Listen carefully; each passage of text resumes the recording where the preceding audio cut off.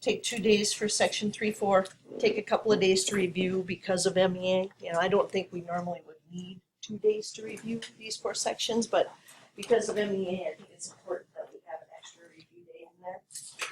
So, 3-1, solving by graphing, and getting used to the fact that that might include doing some linear regression to figure out our lines and then finding their intersection. And then the algebra part, which is much more reliable. Graphically, we're not always sure we're going to hit exactly the right spot. So today, what we're going to do is we're going to talk about systems of inequalities, and we're back to the same old problem we always have with inequalities, and that is there are an infinite amount of solutions. So how do you show that? How do you produce that algebraically? Well, we're going to have to do that with graphs. I mean, we have to. Same thing we were doing before. So you definitely want colored pencils, or you want a pencil and a pen and another color, but remember those are in the bag if you need them, because we're going to keep track of quite a few things today. And we're going to do a little color coding so that we can make sure everything's working the way it is. And we know we have to shade whenever we're talking about inequalities. So we're going to solve systems of linear inequalities, knowing in advance that we have already graphed linear inequalities and that it's shading a half plane. So now if we put a couple of those together and call it a system, or maybe even 3 or 4 of them together and call it a system, we have to be prepared to say, here's where the solutions to all of these are. You know, it has to work for all of them. So this says down here in the getting ready that you want a car that is less than $20,000 after 5% sales tax is added. You want fuel costs under $2,000 for the 10,000 city miles you expect to drive next year. And you estimate that the cost of gas will average $4 per gallon. Which car best meets your conditions, and explain. So there's a lot going on here. I mean, these people are not just going in and saying, let's find the best car we can for less than $20,000. They're saying, you know, I know specifics here. I know how much I'm going to drive every year. I know how much I'm going to pay for fuel, and I want to think about all of these conditions when I am trying to buy this vehicle. Now, we're not ready for this just yet, you know, but once we finish up with these linear inequalities and go through a process of linear programming, which is in 3-4, we would be able to tell them, hey, this would be what you want to do. But we have to start off a little more basic than that. And that means we're going to start off with just some systems and solving these, of course, by graphing so we can see where they are. So it says, what is the solution of the system of inequalities? And we have 2 of them over there. We have 2x minus y greater than or equal to -3. And I'm going to do that one in one color. And then y is greater than or equal to -1/2 x plus 1. And notice I'm even going to write the equations down in the color that I'm going to use for them. So now, this is not new. I mean, we did this before, but we just did one at a time. So I look at the first one and I say, well, that's in standard form. Heck, I'm going to use the thumb method there. I'll get a couple of points real fast, and then I'll slow myself down and think dash, solid, where do I shade, all that good stuff.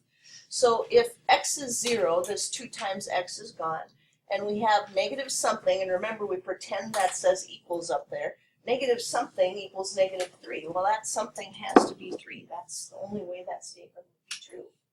And then if my y value is 0, and I covered that up, well, now it says 2 times something is -3. And notice with my motion there, this one would probably be easiest just to divide and say, okay, that'll be -3/2.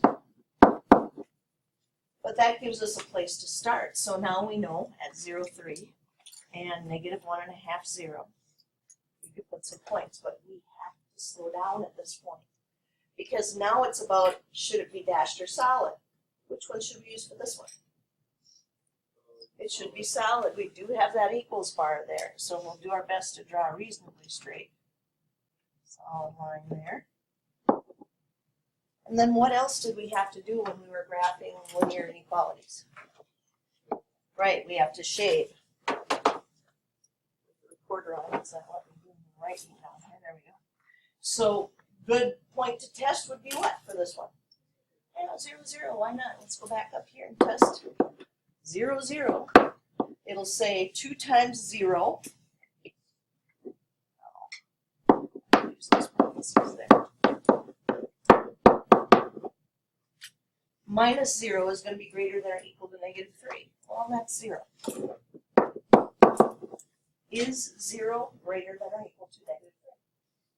Yeah, on the number line, 0 is to the right of that. So we are going to shade, and I can't do a good job shading here, but with your colored pencils probably on their side, you can get a pretty good shading of what's going on there.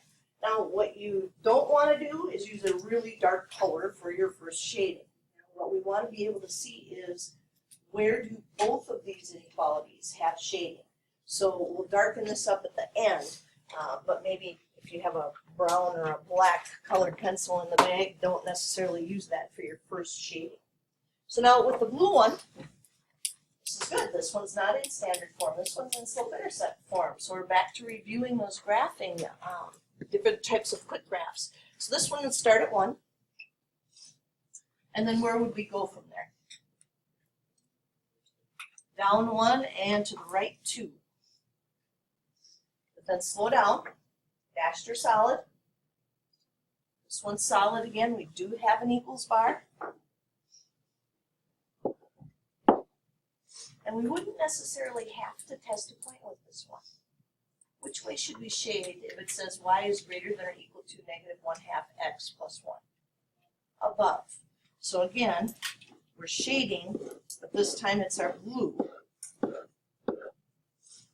What we're looking for is, where do the solutions from the first one overlap with the solutions for the second one?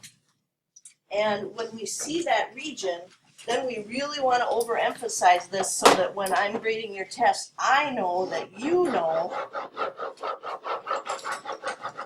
that this is where all the solutions are.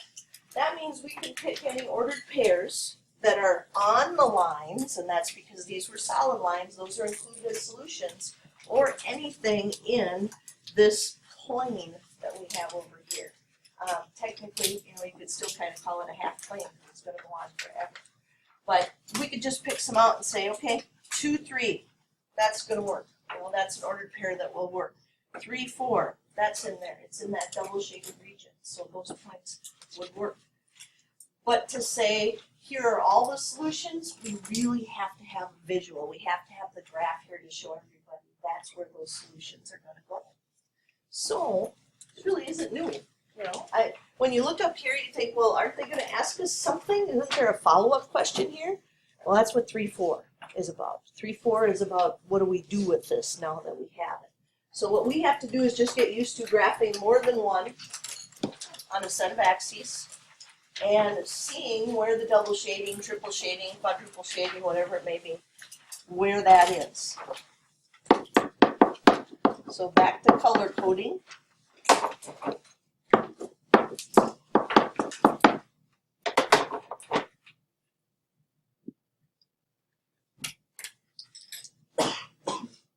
My green one up here, how should we go after the points for that one? Zero intercepts, thumb method, whatever you want to call it, that's what we do. That's in standard form. Now, if somebody's saying, you know what, I really like these in slope intercept form, you could do that. But remember, the more you manipulate this, the more likely are you to make a human error at some point. So if this is 0, 2 times 2 would equal 4.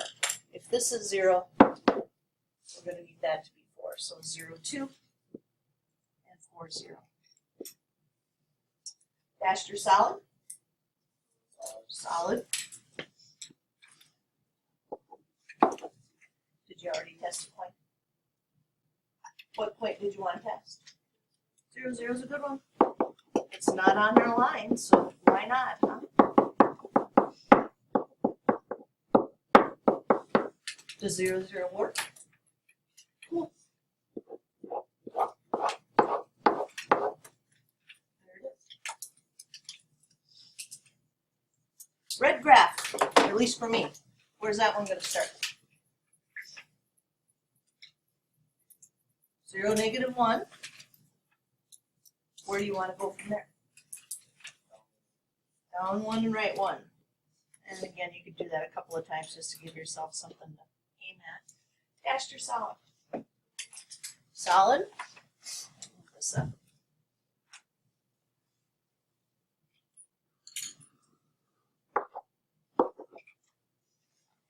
Test to point, or do you know where to shade? Where are you shading? Yep. Y is greater than or equal to. And again, you look and you say to yourself, okay, where do I see, in my case, where do I see both the red and green?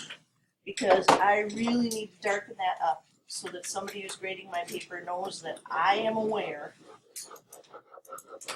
that those solutions are in this region. And, of course, on those solid lines, because the solid indicates equal to. And so those would be solutions as well. So, nothing new. Nothing to make us worried about what's going on. It's review of what we know so far. And then we get to the word problem. Fundraising. Your city's cultural center is sponsoring a concert to raise at least $30,000 for the city's youth services. Tickets are $20 for balcony seats and $30 for orchestra seats. If the center has 500 orchestra seats, how many of each type of seat must you sell? Well, I'm going to uncover this stuff. The book has a method that they use. You know, they say, what do you know? And again, that's, if that works for you, you can always read the book and go through there. But what we know is we must raise at least $30,000, and there are at most 500 orchestra seats. What do we need? We need to know the possible sales of balcony and orchestra seats. We want to know, to make all of this happen, to raise at least $30,000, how many of each type of seat must be sold. So the plan is to come up with some inequalities, model the situation that we see, and then graph those. And we're going to try and graph these on our calculator.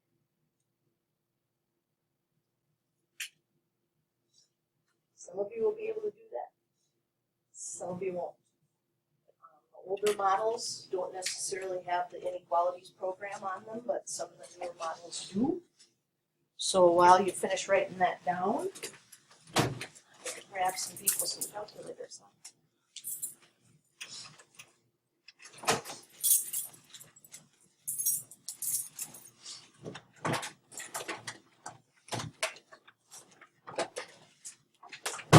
Who's going to need a calculator?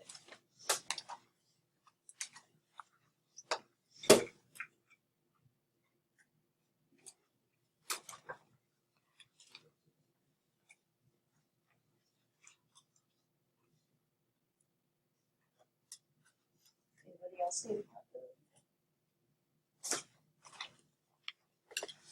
All right. Well, we can't graph anything anyway unless we have some inequalities here. So, like I said, the book talks you through it this way. I'm always going to think in terms of totals and how do I get those totals. So it says you want to raise at least $30,000. So I start thinking, would they be unhappy if they raised $30,001? No, they wouldn't be unhappy with that. So at least means we want that total to be greater than or equal to $30,000. And now because I know that was in money, I go back and I look for other stuff about money. And I see $20 for balcony seats. So I'll have X stand for the balcony seats. And $30 for the orchestra seats. So Y is going to stand for the orchestra seats.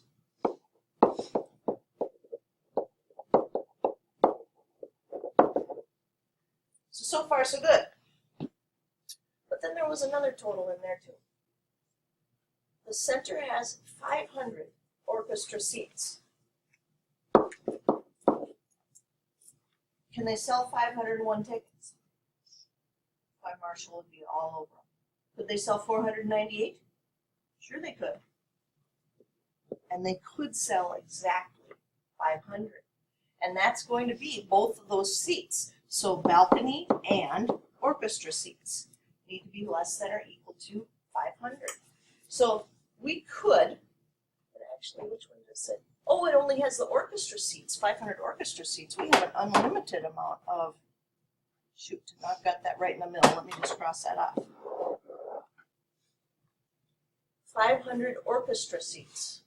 So we only have a restriction on the orchestra seats, which were my Y values here. So Y is less than or equal to 500. Okay, that's kind of silly, because they obviously don't have an unlimited supply of balcony seats, but they're trying to make this a little easier for us at this point, so let's just go with that. Now, those are the two inequalities that we're going to want to use. And what we want to do is get this graphically so that we can see it. And yeah, there's the two inequalities right there. Just thinking through the totals instead of going through the way that the book has this explained. But you absolutely could use their method to go through it as well. So now it's a matter of we need to see this graphically. And unfortunately, this one doesn't have the inequalities program. So what I'm going to do is I'm going to show you where the buttons are on the smartboard here. But I'm actually going to have to do the math up on the television because that one has the inequalities app. Some of you are going to, if you have a TI-84 Plus, and you're going to come into the same situation, for the TI-84 Plus color, who has the color one? You have to download the app off of TI website, so you might not find it on your calculator right now. Those of you that have the TI-84 Plus Silver Edition, you should be okay. But some of you are going to find you're in the same situation I am here, because it's under apps. And if we hit apps, which is right here, you might have to scroll down a ways, but you're going to see something called inequals. And that's what I'm going to have to do on this calculator over here so that you can see it. Now hopefully you're realizing not a big deal if you don't have a graphing calculator that does this. We can still graph this stuff by hand. It's just kind of nice to have a graphing calculator to go through this. And I have a lot of apps on mine, so it's going to take me a little while to get down there to inequals. So there's the inequalities. I don't want to press enter because I want to turn that on. So now, like it says, we'll press any key to continue. And what it's doing now is it's telling us it's going to give us a choice from now on. We don't have to use equals in this spot. We can use our graphing buttons to pick these. Please excuse the interruption. The Avid Multicultural Field Trip, the bus is leaving from door G at 8:25. Again, Avid Multicultural Field Trip, bus is leaving at 8:25 from door G. Thank you. So we can use our little oval buttons to make these greater than, less than, greater than or equal to, less than or equal to. And we can graph this on our graphing calculator. Well, to do that, they still have to be solved for y. So we still have to go back to this and say, you know what? That's not going to work. You're kidding me.